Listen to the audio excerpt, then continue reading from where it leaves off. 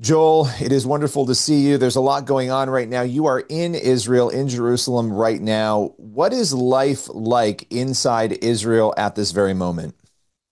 Hey, Billy, great to see you. It's pretty intense. We've lived in this country for 11 years. I've been coming back and forth to Israel while I was still an American citizen from back in college, 1987. So, for 4 decades, this has been a focal point for me, and I have never seen a war as intense. This is the most consequential war that Israel has ever fought since the War of Independence, in which seven Arab countries were attacking and trying to just sort of abort baby Israel, in the womb, or let's say in the cradle back in 1948. This is a winner take all battle between the Jewish state of Israel and the Islamic Republic of Iran, which is in the process of trying to build 10 fully operational nuclear warheads and is just weeks away from having enough enriched uranium to do it.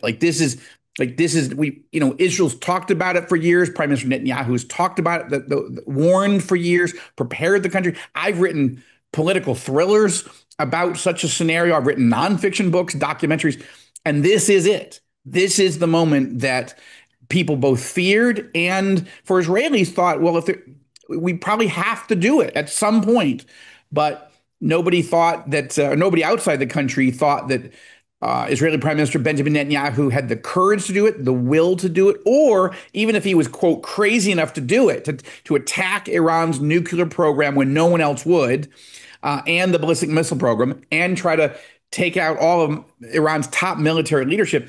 Even if Bibi Netanyahu was crazy enough to do it, all of our enemies and many of our allies thought that every American president would stop Netanyahu from doing it the way President Obama stopped Netanyahu from doing it. President Biden stopped Netanyahu from doing it. And in the last few months, it looked like President Trump did not want to see a military attack. But here we are, and I'm telling you, it's exhausting. The missiles are coming fast and furious, and these are big missiles. When one breaks through our missile defense system, one just hit in Tel Aviv, just south of Tel Aviv, it took out an entire city block, 20 apartment buildings, one missile. Wow.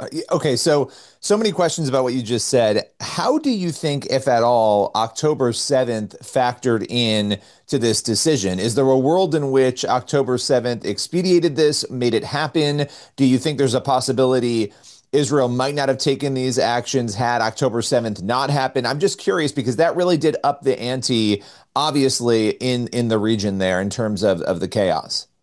Yeah.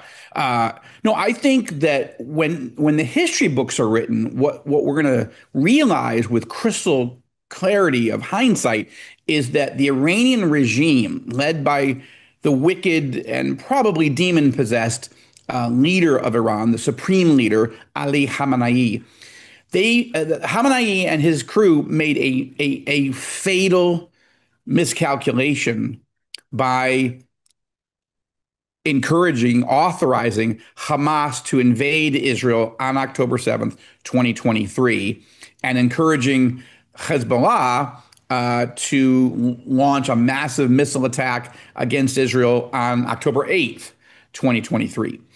The theory from Iran was, let's, rather than Iran having to attack Israel directly, let's let our terror proxies, our terror subsidiaries, franchises, to attack Israel from every angle. And then, of course, the Houthi terrorists, also armed, funded, directed by the Iranian regime.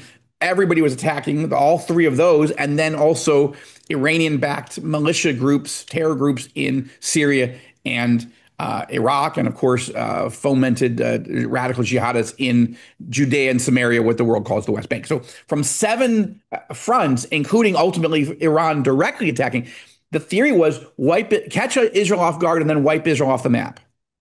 Isolate them internationally, isolate us internationally, so we look like the bad guys, condemn us of genocide, and just turn the media against us and so forth. When the smoke clears, when the shooting stops and the smoke clears, which won't be long from now, I don't think.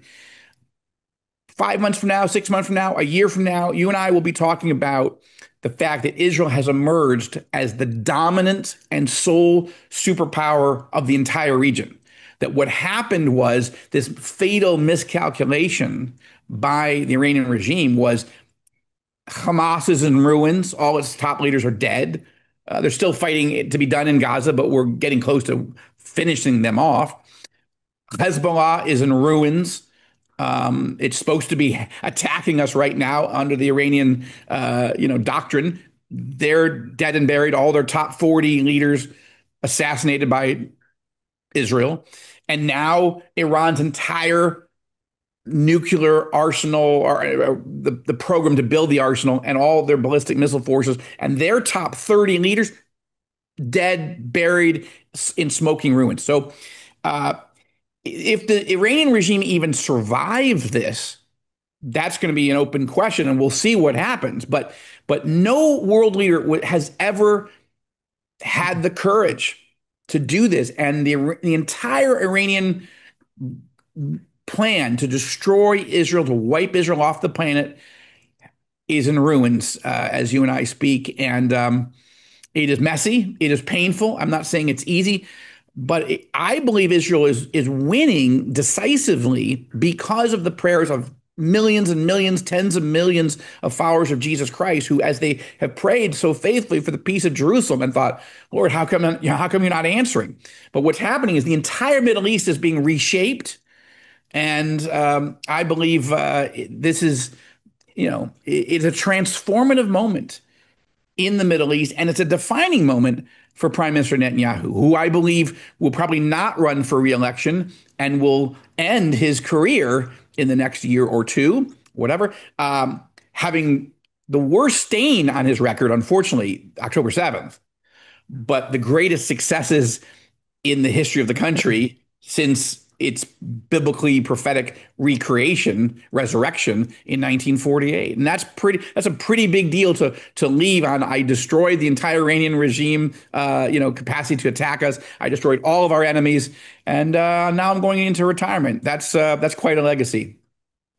So I've got to ask you, because you brought this up, and I've asked everybody this who I've interviewed this week. You obviously just referenced Ezekiel 37, essentially, which talks about, that's one of the chapters of the Bible that talks about the regathering of Israel in 1948 that we saw come to fruition.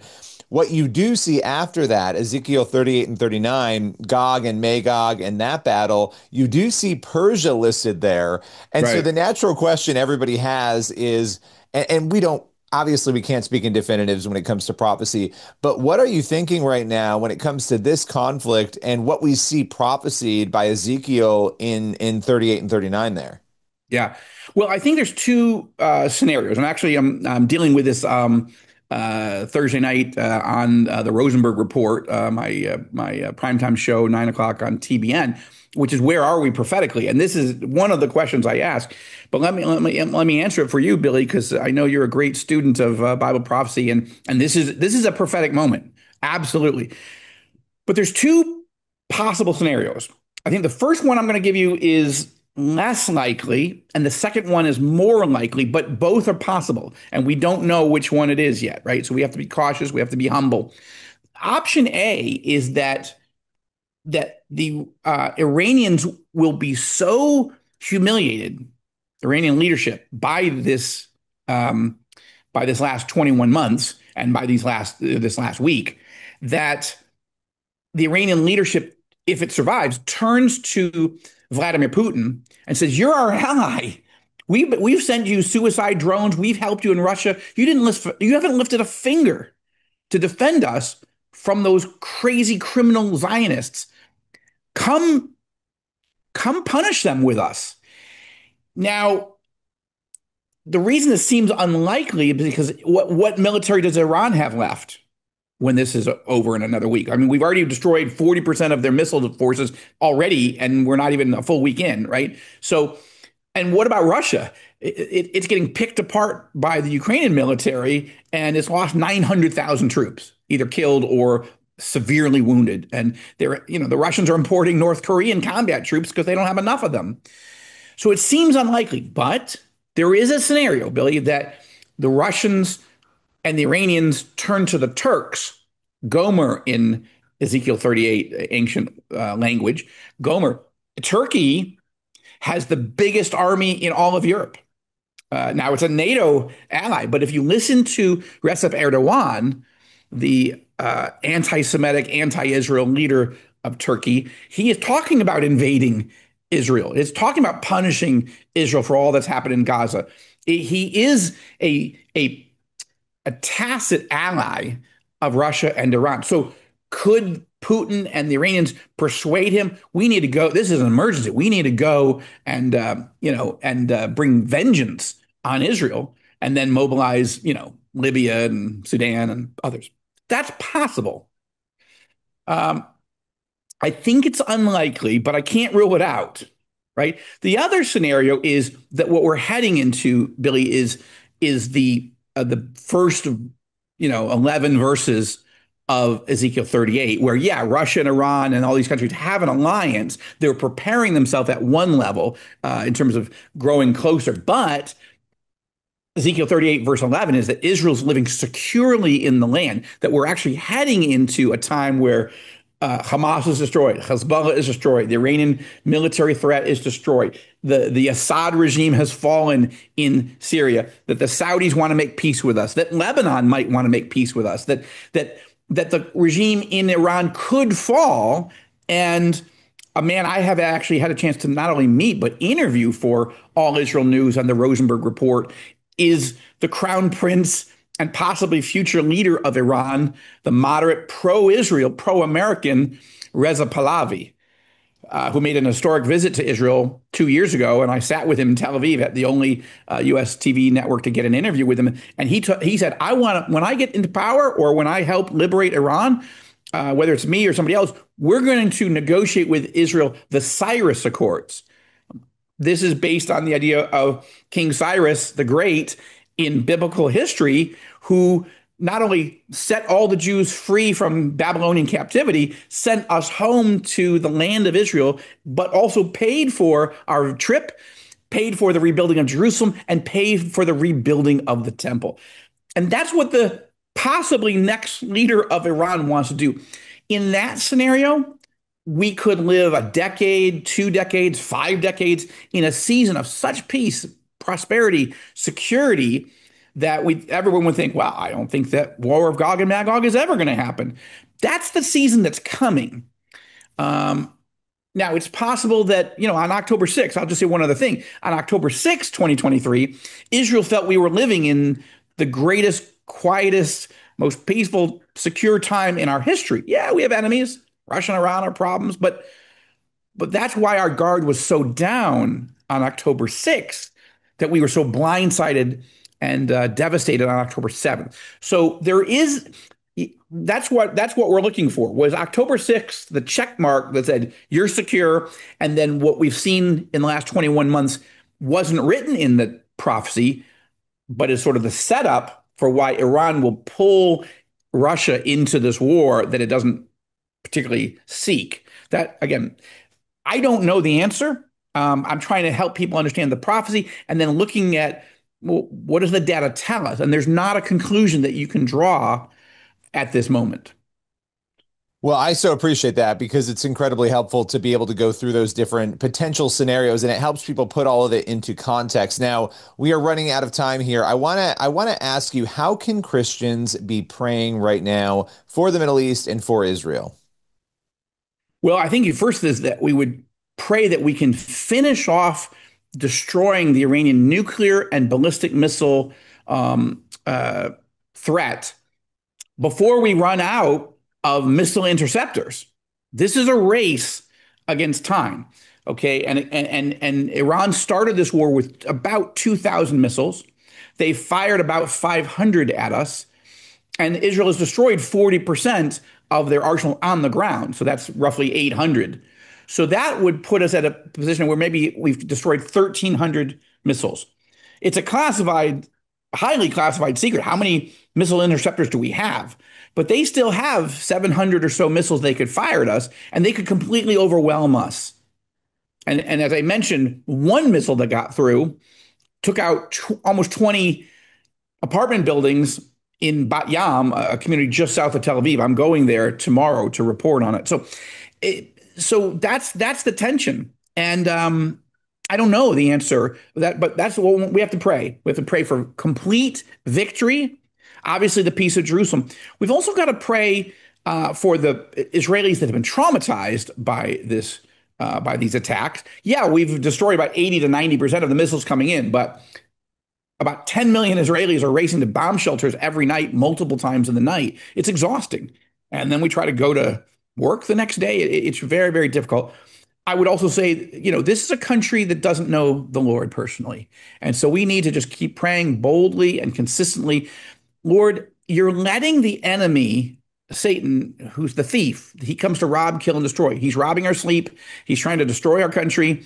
Yeah, Israel's on offense. We're fighting back. But Lord, use this moment to move people to the scriptures, their own scriptures, the Hebrew scriptures, to the Psalms for peace and comfort, but be drawn back and to the prophecies, the messianic prophecies. Well, is it really true the Messiah never came after all these thousands of years? Or is it possible that he did come and we missed him? And we need a great spiritual awakening here. And not just for Israelis, but for the Palestinians who are suffering as well, that the war would end with the total destruction of Hamas in Gaza and the liberation of our hostages. And finally, I would say we need to pray for the liberation of Iran. I don't want to just destroy or neutralize the Iranian threat. I want to see this wicked demonic regime fall. And I would like to fly in with Crown Prince Reza Pahlavi and Iranian Christians who are working on the outside to preach the gospel to the inside and teach the word. I would like to. You and I can go together and cover a liberated, moderate, pro-American, pro-Israel Iran from the streets of Tehran. That'd be one for the ages. That'd be Those are my incredible. prayers. That's the That simple would be version. that would be incredible. Well, and that's what we'll be praying for, all of that. Joel Rosenberg, as always, appreciate your time today. My pleasure. Thank you, Billy, for caring about these things and being a key part of helping educate Christians to learn and to pray. And we pray that they would also potentially give to the Joshua Fund. We're doing humanitarian relief and strengthening the church on the ground right now during a very, very hard season. But bless you. I appreciate it, Billy. Where just before we go here, where can people go to do that if they want to give and help out there?